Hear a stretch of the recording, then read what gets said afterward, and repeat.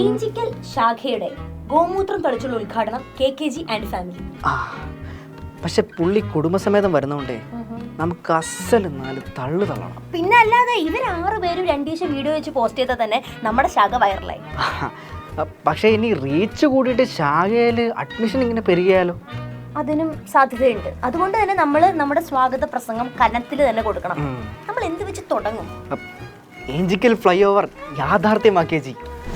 ഇസ്രായേലിന് വേണ്ടി നെഞ്ചു വിരിച്ച് ബാനർ പിടിച്ചു നിന്ന ജി. ചാണക ജി.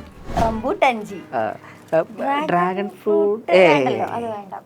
East India company. പണ്ട് ഇന്ത്യയിൽ വന്ന് പന്നത്തരം കാണിച്ചവന്മാരുടെ കാര്യമൊന്നും ഇവിടെ പറയണ്ട.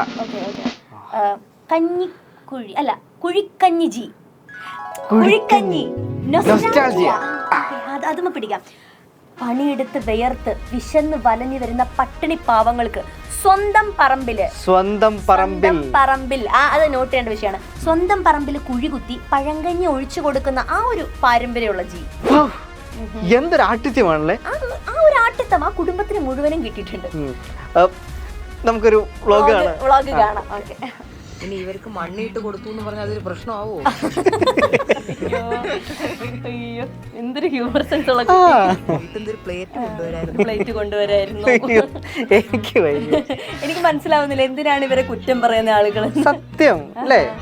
ഈ കേരളത്തിലുള്ള ആൾക്കാരുടെ ആറ്റിറ്റ്യൂഡ് മൊത്തത്തിലങ്ങ് മാറിയിരിക്കുക. ഭയങ്കര സൈബർ ബുള്ളിങ് ആണ് ഇത്. ഒരു പഴങ്കഞ്ഞിയുടെ പേരിൽ ഇത്രയും പ്രശ്നം വെക്കുന്നത്. അതെ. കേരള ജനതയുടെ മാറി വരുന്ന ഈ ടോക്സിക് ചിന്താഗതികളെ പറ്റി ഞാൻ ഫേസ്ബുക്കിൽ ഒരു പോസ്റ്റ് ഇട്ടിട്ട് വരാം. ഞാനത് ഷെയർ ചെയ്യാം.